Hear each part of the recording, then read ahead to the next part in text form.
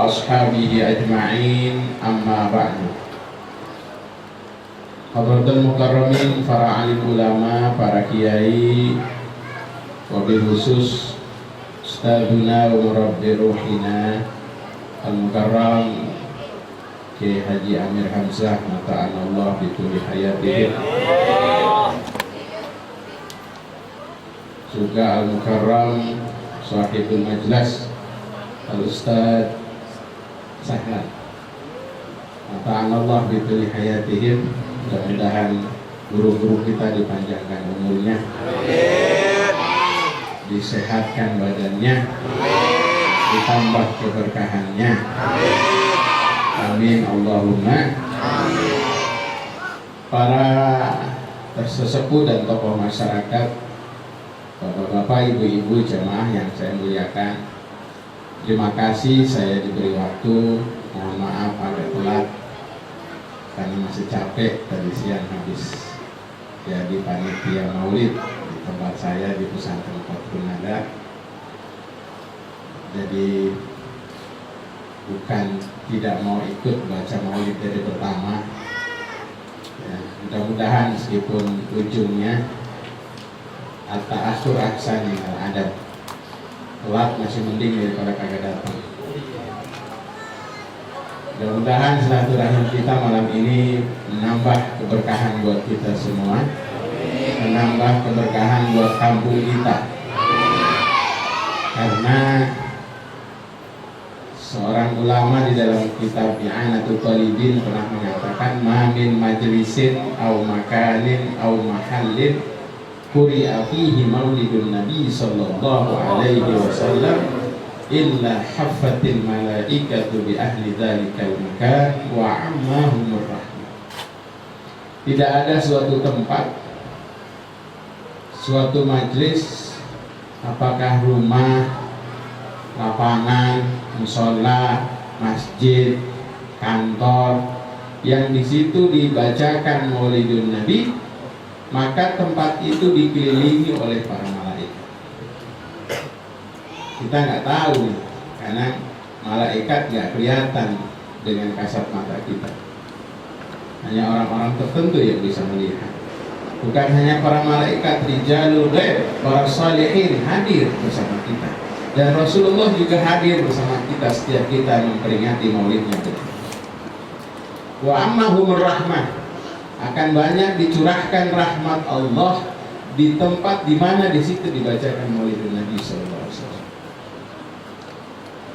Makanya kalau rumah kita pengen berkah, paling enggak setahun sekali bacain maulid di rumah. Jangan kagak sama sekali. Apalagi bisa setiap bulan, apalagi bisa setiap minggu bisa.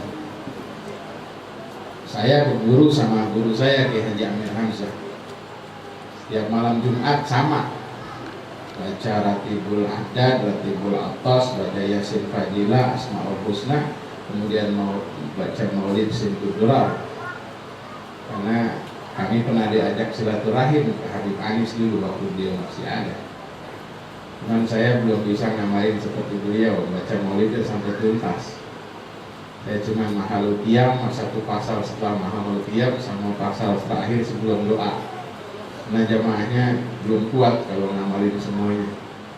Tapi mudah-mudahan lama kelamaan bisa pelan-pelan. Seperti malam ini misalnya kita baca semua, pasti ada sirnya, pasti ada rahasianya.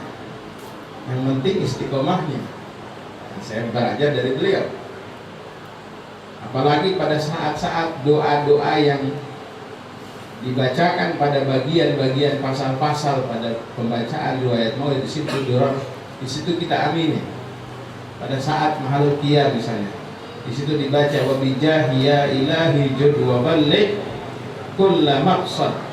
Orang yang ngerti ketika mahalul qiyam dibaca itu, dia tawassul kepada Allah melalui Rasulullah sallallahu alaihi wasallam, semua hajatnya akan dikabulkan oleh Allah.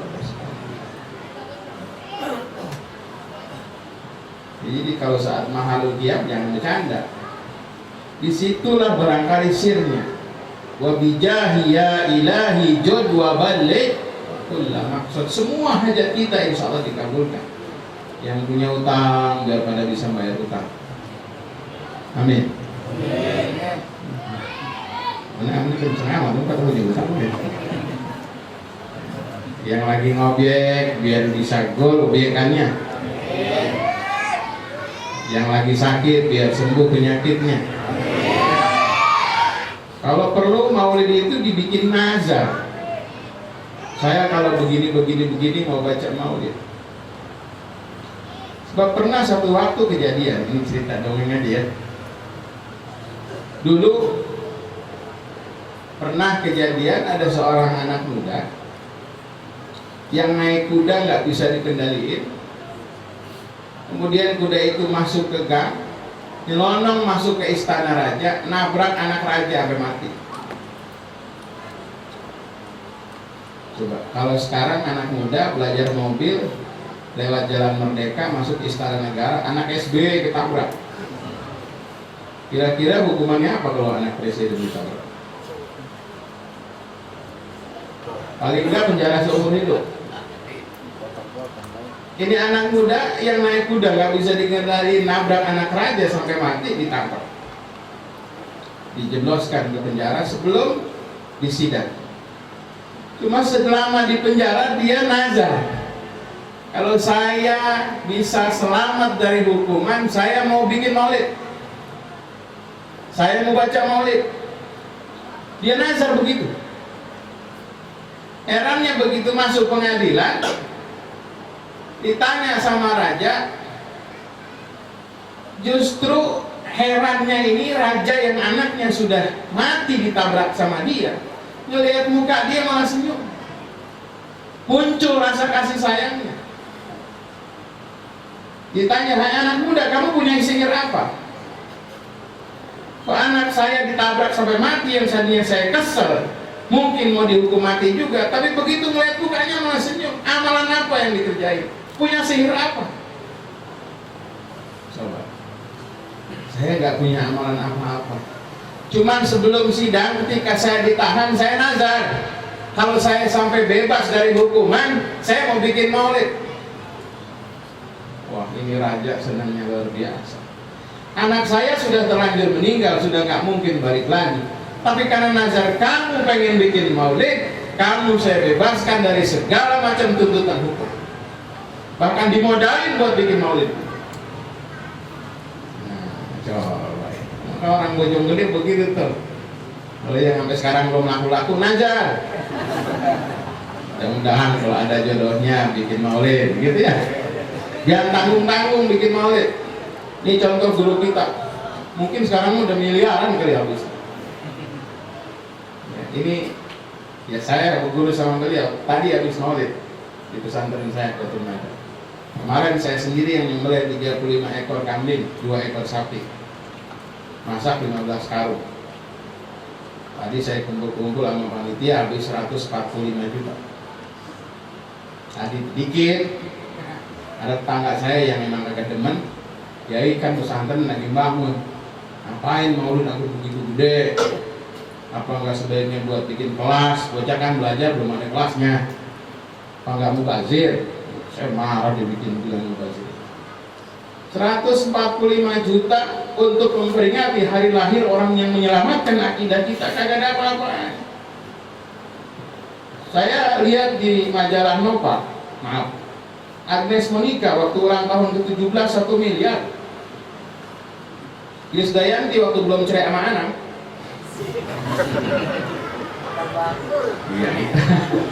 Itu anaknya umur 2 tahun, dia ulang tahun di hotel sampai habis 250 juta.